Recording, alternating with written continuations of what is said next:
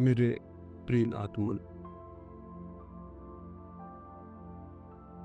एक सुबह अभी सूरज भी निकला नहीं था और एक माची नदी के किनारे पहुंच गया था। उसका पैर किसी चीज से टकरा गया। झुक के उसने देखा, पत्थरों से भरा हुआ एक झोला पड़ा था। उसने अपना जाल किनारे पर रख दिया। वो सुबह सूरज के उगने की प्रतीक्षा करने लगा। सूरज उग आए, वो अपना जाल फेंके और मछलियां पकड़े। वो जो झोला उसे पड़ा हुआ मिल गया था, जिसमें वो एक एक पत्थर निकाल के शांत नदी में फेंकने लगा। सुबह के सन्नाटे में उन पत्थरों के गिरने की छपाक की आवाज सुनता, फिर दूसरा पत्थर फेंकता। धीरे धीरे सुबह का सूरज निकला, रोशनी हुई। तब तक उसने झोले के सारे पत्थर फेंक दिए थे, सिर्फ एक पत्थर उसके हाथ में रह गया। सूरज की रोशनी में देखते से ही जैसे उसके हृदय की धड़कन बंद हो गई, सांस रुक गई। उसने जिन्हें पत्थर समझ के फेंक दिया था, वे हीरे जवाहरात थे। लेकिन अब तो अंतिम हाथ में बचा था टुकड़ा, और वो पूरे झोले को फेंक चुका था। और रोने लगा, चिल्लाने लगा। इतनी संपदा उसे मिल गई थी कि अनंत जन्मों के लिए काफी थी। लेकिन अंधेरे में, अनजान अपरिचित, उसने उस सारी संपदा को पत्थर समझ के फेंक दिया था। लेकिन फिर भी वो मछुआ सौभाग्यशाली था, क्योंकि अंतिम पत्थर फेंकने के पहले सूरज निकल आया था और उसे दिखाई पड़ गया था कि उसके हाथ में हीरा। साधारणतः सभी लोग इतने सौभाग्यशाली नहीं होते। जिंदगी बीत जाती है, सूरज नहीं निकलता, सुबह नहीं होती, रोशनी नहीं आती, और सारे जीवन के हीरे हम पत्थर समझ के फेंक चुके होते हैं। जीवन एक बड़ी संपदा है, लेकिन आदमी सिवाय उसे फेंकने और गंवाने के कुछ भी नहीं करता है। जीवन क्या है ये भी पता नहीं चल पाता और हम उसे फेंक देते हैं। जीवन में क्या छिपा था, कौन से राज, कौन सा रहस्य, कौन सा स्वर्ग, कौन सा आनंद, कौन सी मुक्ति, उस सब का कोई भी अनुभव नहीं हो पाता और जीवन हमारे हाथ से रिक्त हो जाता। इन आने वाले 3 दिनों में जीवन की संपदा पर ही थोड़ी सी बातें मुझे कहनी। लेकिन जो लोग जीवन की संपदा को पत्थर मानकर बैठ गए हैं,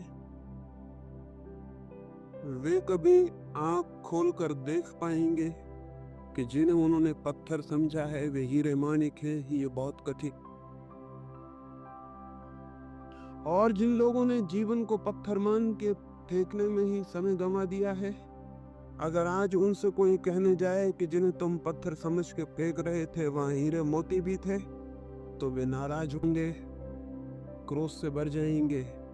इसलिए नहीं कि जो बात कही गई वो गलत है, बल्कि इसलिए कि ये बात इस बात का स्मरण दिलाती है कि उन्होंने बहुत सी संपदा फेंक दी। लेकिन चाहे हमने कितनी ही संपदा फेंक दी हो, अगर एक क्षण भी जीवन का शेष है, तो फिर भी हम कुछ बचा सकते हैं और कुछ जान सकते हैं और कुछ पा सकते हैं।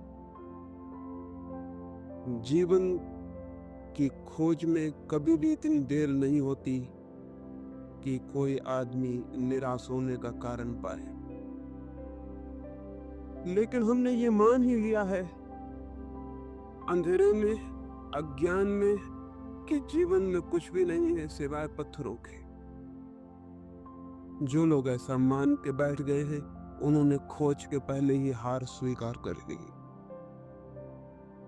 मैं इस हार के संबंध में, इस निराशा के संबंध में, इस मान ली गई पराजय के संबंध में सबसे पहली चेतावनी ये देना चाहता हूं कि जीवन मिट्टी और पत्थर नहीं है। जीवन में बहुत कुछ है। जीवन के मिट्टी पत्थर के बीच भी बहुत कुछ छिपा है। अगर खोजने वाली आंखें हो तो जीवन से वो सीढ़ी भी निकलती है जो परमात्मा तक पहुंचती। इस शरीर में भी जो देखने पर हड्डी मांस और चमड़ी से ज्यादा नहीं है, वो छिपा है जिसका हड्डी मांस और चमड़ी से कोई भी संबंध नहीं। इस साधारण सी देह में भी जो आज जन्मती है, कल मर जाती है और मिट्टी हो जाती है, उसका वास है जो अमृत है, जो कभी जन्मता नहीं और कभी समाप्त भी नहीं होता है। रूप के भीतर अरूप छिपा है और दृश्य के भीतर अदृश्य का वास है, और मृत्यु के कुहासे में अमृति की ज्योति छिपी हुई है। मृत्यु के धुएं में अमृत की लौ भी छिपी हुई है, वो फ्लेम, वो ज्योति भी छिपी हुई है जिसकी कोई मृत्यु नहीं। लेकिन हम धुएं को देखकर ही वापस लौट आते हैं और ज्योति को नहीं खोज पाते। या जो लोग थोड़ी हिम्मत करते हैं वे धुएं में ही खो जाते हैं और ज्योति तक नहीं पहुंच पाते हैं। ये यात्रा कैसे हो सकती है कि हम धुएं के भीतर छिपी हुई ज्योति को जान सके, शरीर के भीतर छिपी हुई आत्मा को पहचान सके, प्रकृति के भीतर छिपे हुए परमात्मा के दर्शन कर सके? ये कैसे हो सकता है? उस संबंध में 3 चरणों में मुझे बात करनी। पहली बात, हमने जीवन के संबंध में ऐसे दृष्टिकोण बना लिए हैं, हमने जीवन के संबंध में ऐसी धारणाएं बना ली है, हमने जीवन के संबंध में ऐसा फलसफा खड़ा कर रखा है। उस दृष्टिकोण और धारणा के कारण ही जीवन के सत्य को देखने से हम वंचित रह जाते हैं। हमने मान ही लिया है कि जीवन क्या है, बिना खोजे, बिना पहचाने, बिना जिज्ञासा किए हमने जीवन के संबंध में कोई निश्चित बात ही समझ रखी। हजारों वर्षों से हमें एक ही बात मंत्र की तरह पढ़ाई जा रही है कि जीवन असार है, जीवन व्यर्थ है, जीवन दुख है। सम्मोहन की तरह हमारे प्राणों पर यह मंत्र दोहराया गया है कि जीवन व्यर्थ है, जीवन असार है, जीवन दुख है, जीवन छोड़ देने योग्य है। ये बात सुन सुन के धीरे धीरे हमारे प्राणों में पत्थर की तरह मजबूत होकर बैठ गई। इस बात के कारण जीवन असार दिखाई पड़ने लगा है, जीवन दुख दिखाई पड़ने लगा है। इस बात के कारण जीवन ने सारा आनंद, सारा प्रेम, सारा सौंदर्य खो दिया है। मनुष्य एक कुरूपता बन गया है, मनुष्य एक दुख का अड्डा बन गया है। और जब हमने ये मान ही लिया है कि जीवन व्यर्थ है, असार है, तो उसे सार्थक बनाने की सारी चेष्टा भी बंद हो गई हो तो आश्चर्य नहीं। अगर हमने ये मान ही लिया है कि जीवन एक कुरूपता है तो उसके भीतर सौंदर्य की खोज कैसे हो सकती? और अगर हमने ये मान ही लिया है कि जीवन सिर्फ छोड़ देने योग्य है, तो जिसे छोड़ ही देना है उसे सजाना, उसे खोजना, उसे निखारना, इसकी कोई भी जरूरत नहीं है। हम जीवन के साथ वैसा व्यवहार कर रहे हैं जैसा कोई आदमी स्टेशन पर विश्रामालय के साथ व्यवहार करता है, वेटिंग रूम के साथ व्यवहार करता है। वो जानता है कि क्षण भर हम इस वेटिंग रूम में ठहरे हुए हैं, क्षण भर बाद छोड़ देना है। इस वेटिंग रूम से प्रयोजन क्या है, अर्थ क्या है? वो वहां मूंगफली के छिलके भी डालता है, पान भी थूक देता है, गंदा भी करता है, और फिर भी सोचता है मुझे क्या प्रयोजन है, क्षण भर बाद मुझे चले जाना है। जीवन के संबंध में भी हम इसी तरह का व्यवहार कर रहे हैं। जहां से हमें क्षण भर बाद चले जाना है, वहां सुंदर और सत्य की खोज और निर्माण करने की जरूरत क्या है? लेकिन मैं आपसे कहना चाहता हूं, जिंदगी जरूर हमें छोड़ के चले जाना, लेकिन जो असली जिंदगी है उसे हमें कभी भी छोड़ने का कोई उपाय नहीं। हम ये घर छोड़ देंगे, ये स्ट्रेंथ छोड़ देंगे, लेकिन जो जिंदगी का सत्य है वो सदा हमारे साथ होगा। वो हम स्वयं। स्थान बदल जाएंगे, मकान बदल जाएंगे, लेकिन जिंदगी हमारे साथ होगी, उसके बदलने का कोई उपाय नहीं। और सवाल ये नहीं है कि जहां हम ठहरे थे उसे हमने सुंदर किया था, जहां हम रुके थे वहां हमने प्रीतिकर हवा पैदा की थी, जहां हम 2 क्षण को ठहरे थे वहां हमने आनंद का गीत गाया था। सवाल ये नहीं है कि वहां आनंद का गीत हमने गाया था। सवाल यह है कि जिसने आनंद का गीत गाया था उसने भीतर आनंद के और बड़े संभावनाओं के द्वार खोल लिए। जिसने उस मकान को सुंदर बनाया था उसने और बड़े सौंदर्य को पाने की क्षमता उपलब्ध कर ली। जिसने 2 क्षण उस वेटिंग रूम में भी प्रेम के बिताए थे उसने और बड़े प्रेम को पाने की पात्रता अर्जित कर ली। हम जो करते हैं उसी से हम निर्मित होते। हमारा कृत्य अंततः हमें निर्मित करता है, हमें बनाता है। हम जो करते हैं वही धीरे धीरे हमारे प्राण और हमारी आत्मा का निर्माता हो जाता है। जीवन के साथ हम क्या कर रहे हैं इस पर निर्भर करेगा कि हम कैसे निर्मित हो रहे हैं। जीवन के साथ हमारा क्या व्यवहार है इस पर निर्भर होगा कि हमारी आत्मा किन दिशाओं में यात्रा करेगी, किन मार्गों पर जाएगी, किन नए जगतों की खोज करेगी। जीवन के साथ हमारा व्यवहार हमें निर्मित करता है। ये अगर स्मरण हो तो शायद जीवन को आसार व्यर्थ मानने की दृष्टि हमें भ्रांत मालूम पड़े। तो शायद हमें जीवन को दुखपूर्ण मानने की बात गलत मालूम पड़े। तो शायद हमें जीवन से विरोधी रुख अधार्मिक मालूम पड़े। लेकिन अब तक धर्म के नाम पर जीवन का विरोध ही सिखाया गया। सच तो यह है कि अब तक का सारा धर्म मृत्युवादी है, जीवनवादी नहीं। उसकी दृष्टि में मृत्यु के बाद जो है वही महत्वपूर्ण है, मृत्यु के पहले जो है वो महत्वपूर्ण नहीं। अब तक के धर्म की दृष्टि में मृत्यु की पूजा है, जीवन का सम्मान नहीं। जीवन के फूलों का आदर नहीं, मृत्यु के कुमला गए, जा चुके, मिट गए फूलों की कब्रों की प्रशंसा और श्रद्धा। अब तक का सारा धर्म चिंतन करता है मृत्यु के बाद क्या है, स्वर्ग मोक्ष। मृत्यु के पहले क्या है उससे आज तक के धर्म को जैसे कोई संबंध नहीं रहा। और मैं आपसे कहना चाहता हूं मृत्यु के पहले जो है अगर हम उसे ही संभालने में असमर्थ हैं तो मृत्यु के बाद जो है उसे हम संभालने में कभी भी समर्थ नहीं हो सकते।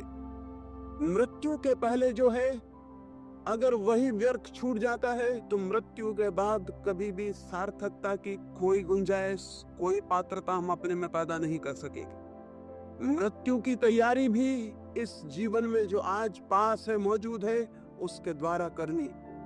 मृत्यु के बाद भी अगर कोई लोक है तो उस लोक में हमें उसी का दर्शन होगा जो हमने जीवन में अनुभव किया है और निर्मित किया है। लेकिन जीवन को भुला देने की, जीवन को विस्मरण कर देने की बात ही अब तक कही गई।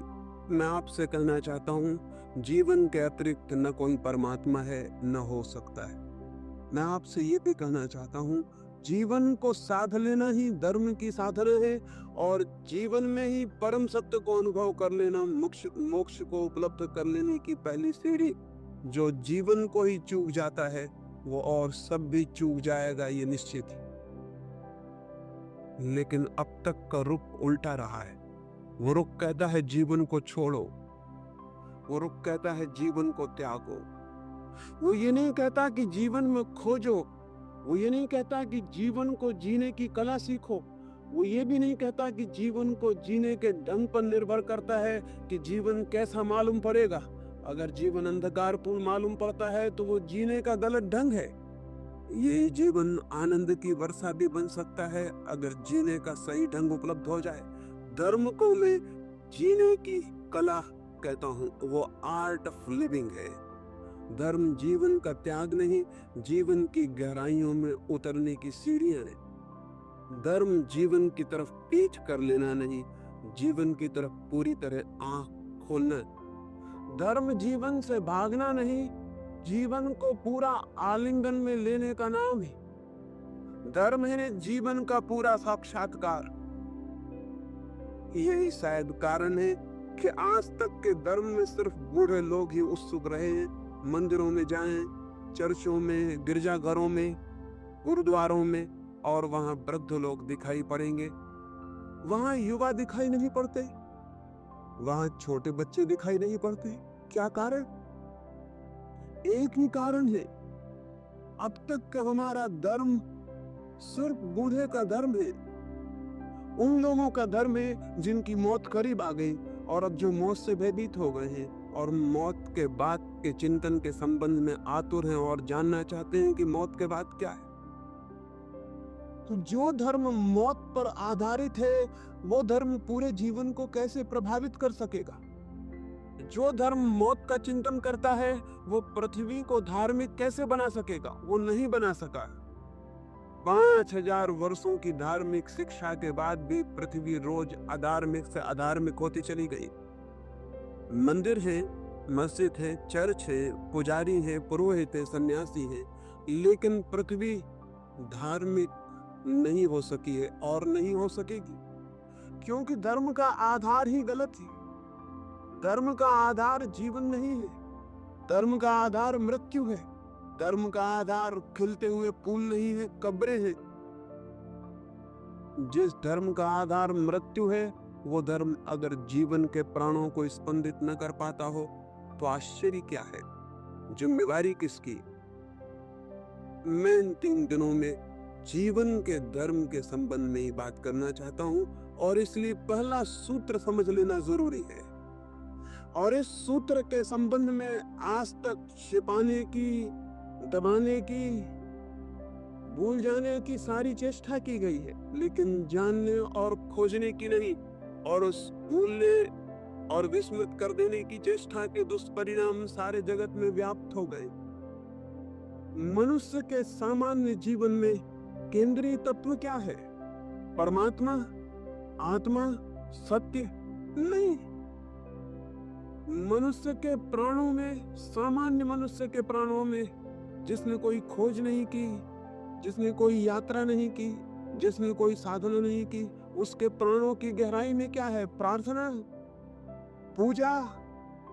नहीं, बिल्कुल नहीं।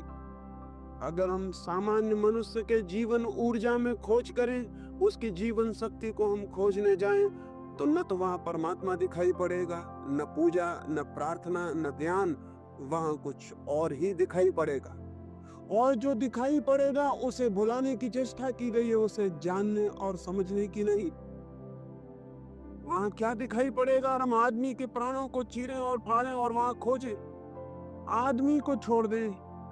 अगर आदमी से इतर जगत की भी हम खोजबीन करें तो वहां प्राणों की गहराइयों में क्या मिलेगा? अगर हम एक पौधे की जांचबीन करें तो क्या मिलेगा? एक पौधा क्या कर रहा है? एक पौधा पूरी चेष्टा कर रहा है नए बीज उत्पन्न करने की। एक पौधे के सारे प्राण, सारा रस नए बीज इकट्ठे करने, जन्मने की चेष्टा कर रहा है। एक पक्षी क्या कर रहा है? एक पशु क्या कर रहा है? अगर हम सारी प्रकृति में खोजने जाएं तो हम पाएंगे सारी प्रकृति में एक ही क्रिया जोर से प्राणों को घेर कर चल रही है, और वो क्रिया है सतत सृजन की क्रिया, वो क्रिया है क्रिएशन की क्रिया, वो क्रिया है जीवन को पुनरुज्जीवित नए नए रूपों में जीवन देने की क्रिया। फूल बीज को संभाल रहे हैं, फल बीज को संभाल रहे हैं। बीज क्या करेगा? बीज फिर पौधा बनेगा, फिर फूल बनेगा, फिर फल बनेगा। अगर हम सारे जीवन को देखें तो जीवन जन्मने की एक अनंत क्रिया का नाम। जीवन एक ऊर्जा है जो स्वयं को पैदा करने के लिए सतत संलग्न है और सतत चेष्टा थी। आदमी के भीतर भी वही है। आदमी के भीतर उस सतत सृजन की चेष्टा का नाम हमने सेक्स दे रखा है, काम दे रखा है। इस नाम के कारण उस ऊर्जा को एक गाली मिल गई, एक अपमान। इस नाम के कारण एक निंदा का भाव पैदा हो गया। मनुष्य के भीतर भी जीवन को जन्म देने की सतत चेष्टा चल रही। हम उसे सेक्स कहते हैं, हम उसे काम की शक्ति कहते हैं। लेकिन काम की शक्ति क्या है? समुद्र की लहरें आकर टकरा रही हैं। समुद्र के तट से हजारों लाखों वर्षों से लहरें चली आती हैं, टकराती हैं, लौट जाती हैं, फिर आती हैं, टकराती हैं, लौट जाती हैं। जीवन भी हजारों वर्षों से अनंत अनंत लहरों में टकरा रहा है। जरूर जीवन कहीं उठना चाहता है। इस समुद्र की लहरें, जीवन की ये लहरें कहीं ऊपर पहुंचना चाहती हैं, लेकिन किनारों से टकराती हैं और नष्ट हो जाती हैं। फिर नई लहरें आती हैं, टकराती हैं और नष्ट हो जाती हैं। ये जीवन का सागर इतने अरबों वर्षों से टकरा रहा है, संघर्ष ले रहा है, रोज उठता है, गिर जाता है। क्या होगा प्रयोजन इसके पीछे?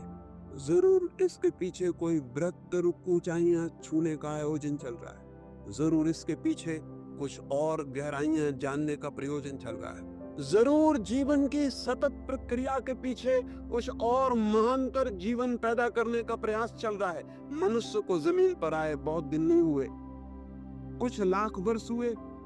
उसके पहले मनुष्य नहीं था, लेकिन पशु थे। पशुओं को आए हुए भी बहुत ज्यादा समय नहीं हुआ। एक जमाना था कि पशु भी नहीं थे, लेकिन पौधे थे। पौधों को आए भी बहुत समय नहीं हुआ। एक समय था कि पौधे भी नहीं थे, पत्थर थे, पहाड़ थे, नदियां थी, सागर था। पत्थर, पहाड़, नदियों की वो जो दुनिया थी, वो किस बात के लिए पीड़ित थी? वो पौधों को पैदा करना चाहती थी।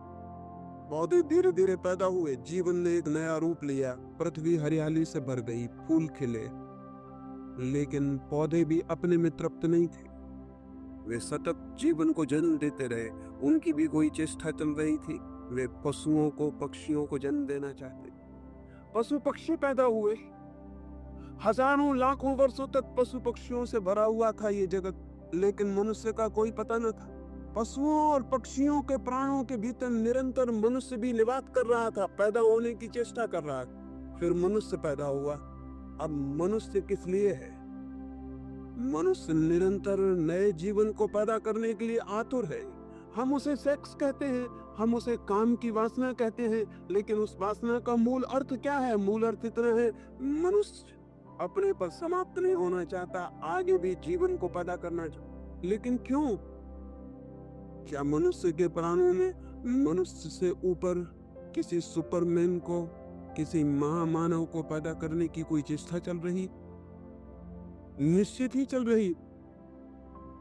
निश्चित ही मनुष्य के प्राण इस चेष्टा में संलग्न है कि मनुष्य श्रेष्ठतर जीवन जन्म पा सके, मनुष्य श्रेष्ठतर प्राणी आविर्भूत हो सके।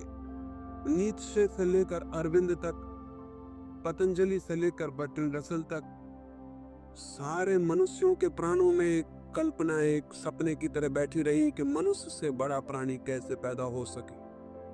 लेकिन मनुष्य से बड़ा प्राणी पैदा कैसे होगा? हमने तो हजारों वर्ष से इस पैदा होने की कामना को ही निंदित कर रखा है। हमने तो सेक्स को सिवाय गाली के आज तक दूसरा कोई सम्मान नहीं दिया। हम तो बात करने में भयभीत होते रहे। हमने तो सेक्स को इस बात ही छिपा के रख दिया है जैसे वो है ही नहीं, जैसे उसका जीवन में कोई स्थान नहीं। जबकि सच्चाई ये है कि उससे ज्यादा महत्वपूर्ण मनुष्य के जीवन में और कुछ भी नहीं, लेकिन उसको छिपाया है, उसको दबाया है। दबाने और छिपाने से मनुष्य सेक्स से मुक्त नहीं हो गया, बल्कि मनुष्य और भी बुरी तरह से सेक्स से ग्रसित हो गया। दमन उल्टे परिणाम लाया है। शायद आप में से किसी ने एक फ्रेंच वैज्ञानिक कुएं के एक नियम के संबंध में सुना होगा। वो नियम है लॉ ऑफ रिवर्स इफेक्ट। कुएं ने एक नियम इजाद किया है, विपरीत परिणाम का नियम। हम जो करना चाहते हैं हम इस ढंग से कर सकते हैं कि जो हम परिणाम चाहते थे उससे उल्टा परिणाम हो जाए। एक आदमी साइकिल चलाना सीखता है, बड़ा रास्ता है, चौड़ा रास्ता है, एक छोटा सा पत्थर रास्ते के किनारे पड़ा हुआ है। वो साइकिल चलाने वाला घबराता है कि मैं कहीं उस पत्थर से न टकरा जाऊं। अब इतना चौड़ा रास्ता है कि अगर आंख बंद कर भी वो चलाए तो पत्थर से टकराना आसान बात नहीं है। इसके 100 में 1 ही मौके हैं कि वो पत्थर से टकराए। इतने चौड़े रास्ते पर कहीं से भी निकल सकता है, लेकिन वो देख के घबराता है कहीं मैं पत्थर से टकरा ना जाऊं। और जैसे ही वो घबराता है, न पत्थर से न टकरा जाऊं, सारा रास्ता विलीन हो गया, सिर्फ पत्थर ही दिखाई पड़ने लगता है उसे। अब उसकी साइकिल का चाक पत्थर की तरफ मुड़ने लगता है। वो हाथ पैर से घबराता है, उसकी सारी चेतना उस पत्थर को ही देखने लगती है और एक सम्मोहित, हिप्नोटाइज्ड आदमी की तरह वो पत्थर की तरफ खींचा जाता है और जाके पत्थर से टकरा जाता है। नया साइकिल सीखने वाला उसी से टकरा जाता है जिससे बचना चाहता है। लैंप पोस्ट टकरा जाता है, पत्थर से टकरा